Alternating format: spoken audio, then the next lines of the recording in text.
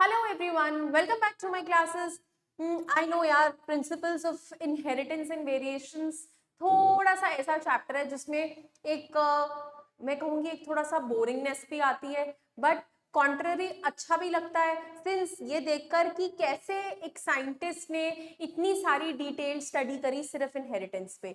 But my dear students, please remain in touch. ठीक है, मैं स्पेसिफिकली एनसीईआरटी की लाइंस उठा रही हूँ समझाने के लिए. I can simple open a board and explain the concepts, है ना. I can explain the test cross, I can explain all type of mono hybrid di hybrid cross, easily करा जा सकता है. बट मैं एक एक एनसीईआरटी की लाइन लेके आपको word to word, sentence to sentence, then उस चार्ट के साथ कोऑर्डिनेट करके एक्सप्लेन कर रही हूँ so that you get a very good idea about it. Okay, so please watch the videos. If you feel any problem, just get in touch with me. Okay, and also one thing, मैं short videos post कर रही हूँ, not posting a big lecture. I have got comments कि ma'am थोड़ा length video का increase कीजिए. सी as per my perspective I feel कि वो जितनी बड़ी हो जाती है उतना कॉम्प्लिकेशन बढ़ जाता है.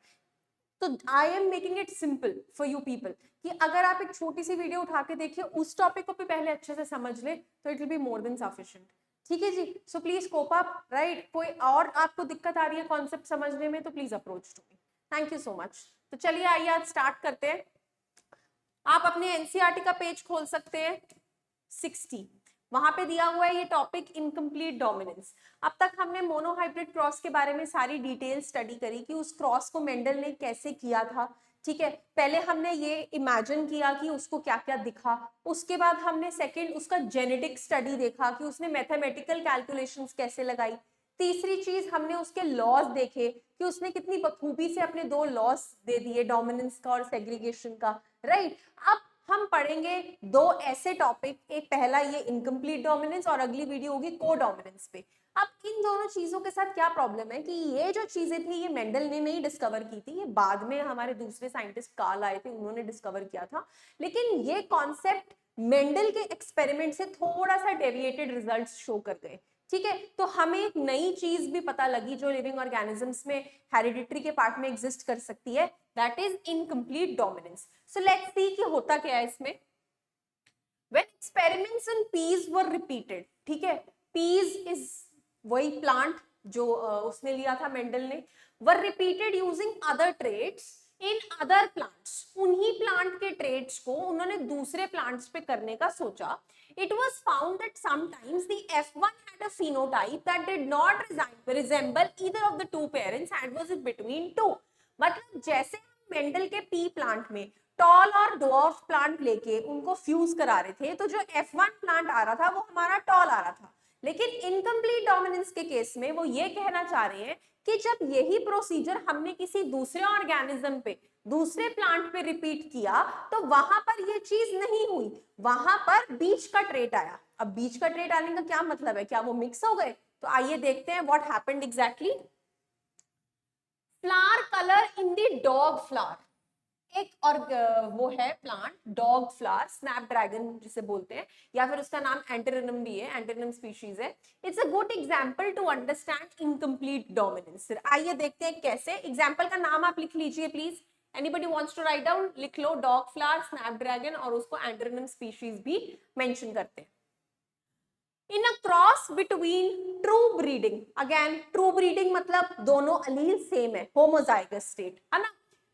इन a cross between true breeding red flower, that is, देखो सेम आ रही है, ट्रू ब्रीडिंग है ना, इसीलिए capital R capital R. True breeding white flower plants, that is small R small R. Please ignore, ये ऑटो करेक्ट हो गया, small R small R. So the F1 obtained was this RR, वो भी auto correct हो गया, RR was pink. इसका मतलब हमने स्नैपड्रैगन में उनके रेड फ्लावर, जो कि उनका डोमिनेंट ट्रेट था उनके अकॉर्डिंग, सिंस इसका जीनोटाइप इन्होंने RR लिया हुआ है, इसको फ्यूज कराया व्हाइट फ्लावर के साथ और उसका जीनोटाइप स्मॉल आ रहा है, सो दैट मींस रिसेसिव. तो हमारे पास जो पहला ट्रेट आया वो था capital R small R, this was pink.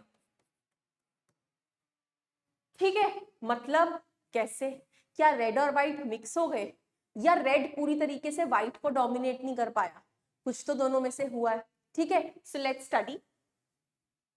When the F1, एक मिनट रुकिए, इसे करने से पहले लेट्स मेमोराइज दैट.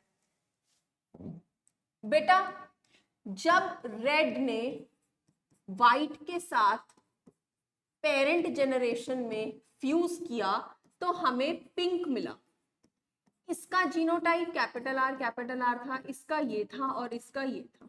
तो यहाँ पे हुआ क्या है कि ये जो हमारी आर डोमिनेंट जीन थी स्मॉल आर के ऊपर, ये कंप्लीटली डोमिनेट नहीं कर पाई। It couldn't completely dominate the small are.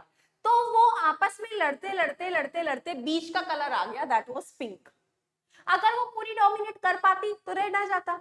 But मैं बार बार मेंशन कर रही हूं इसमें कि यहां पर इनकम्प्लीट डोमिनेंस हुई है, मतलब आर पूरी तरीके से स्मॉल आर पे डोमिनेट नहीं कर पाया, बट ब्लेंडिंग नहीं हुई। आर और आर एक दूसरे के ऊपर ओवरलैप नहीं कर गए। ब्लेंडिंग का मतलब होता है कि व्हाइट का एग्जिस्टेंस ही खत्म हो जाए, ठीक है, कि अगली किसी जनरेशन में हमें व्हाइट नहीं दिखेगा। सो प्लीज यहाँ पे ब्लेंडिंग नहीं हुई है, यहाँ पे हुआ है इनकम्प्लीट डोमिनेंस। अलील्स वैसे ही सेग्रीगेट हुई जैसे क्रॉस के टाइम हो रही थी, जो हमने मोनोहाइब्रिड पे पढ़ा था, उसी तरीके से क्रॉस हुई है। ठीक है जी। आगे when the F1 was self pollinated, अब जब हमने ये जो पिंक प्लांट मिले इनको सेल्फ पॉलिनेट कराया तो भी हमें आगे वही रेशो मिला जो मेंडल में मिल रहा था। जीनोटिपिकली कुछ चेंज नहीं हुआ, लेकिन फिनोटिपिकली ये रेड था, ये पिंक था, ये व्हाइट था। रेशो वही रहा 1:2:1 जो मेंडल के टाइम पे था। ठीक है, सिर्फ बीच में क्या आया, पिंक फ्लावर्स आए। Here the genotype ratios were exactly as we would expect in any Mendelian monohybrid cross. लेकिन सिर्फ phenotypic ratio चेंज हुआ, that also just because of incomplete dominance, क्योंकि एक चीज दूसरे को पूरी तरह डोमिनेट नहीं कर पाई। Okay okay, it is just a little printed, but मैं पढ़ के बता देती हूँ। Now it's not the capital R is not completely dominant over the small R, and this made it possible to distinguish pink from red and white. Obviously, ये तो हम पढ़ चुके हैं, the repeat statement. Now let's understand the detail. Every gene, as you know, her gene जो आपको पता है, जीन क्या होती है, gene always exists in pair, और उसका जो भी पेयर होता है उसको हम क्या बोलते हैं, अलील्स, है ना। एक जीन में 2 अलील्स होती हैं, राइट, जिसमें से एक डोमिनेट होती है दूसरे के ऊपर। लेकिन यहाँ पे हमने इनकम्प्लीट डोमिनेंस पढ़ा, तो जो पहली अलील थी वो दूसरे को पूरा डोमिनेट नहीं कर पा रही थी। Correct. Now every gene, as you may know by now, contains the information to express a specific trait. In a diploid organism like us, there are 2 copies of each gene represented as alleles. Now these 2 alleles need not always to be identical as in a heterozygote. वो तो हमें भी पता है, या तो जरूरी नहीं है हमेशा ऐसे हो, ये हेटेरोजाइगस कंडीशन में भी होती है कि एक डोमिनेंट ट्रेट की है तो एक रिसेसिव ट्रेट की है।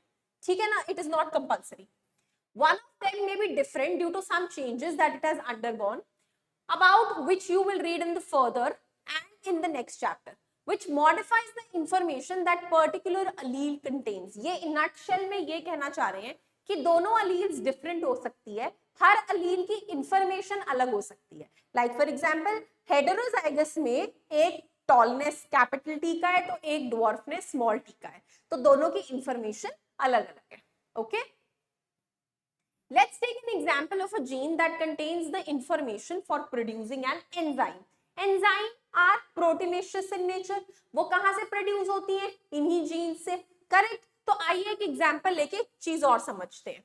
Now there are 2 copies of this gene, वही 2 alleles जो हमने पढ़ा।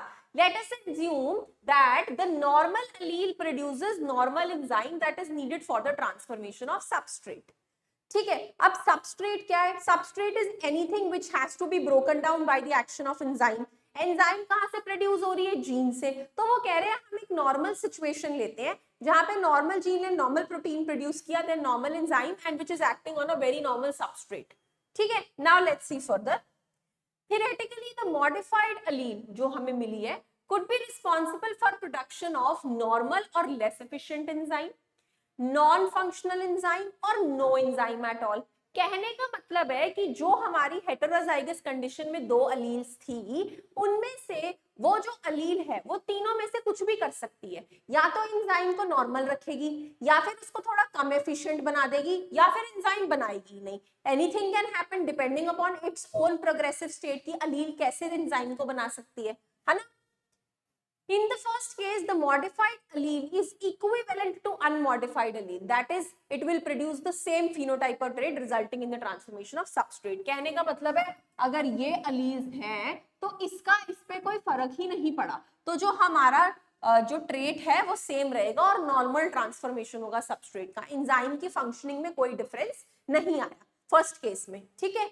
Such equivalent allele pairs are very common. But if the allele produces a non-functional enzyme or no enzyme, then the phenotype may be affected. Obviously बात है कि अगर उसका कोई रोल ही नहीं आया बीच में, जो हमारी हेटेरोजाइगस की दूसरी allele है, तो वो तो हुई ना हुई एक बराबर है ना। There will be no role in any of these enzyme production, and for that sake उसके substrate transformation में भी, right? So allele का effective होना is important.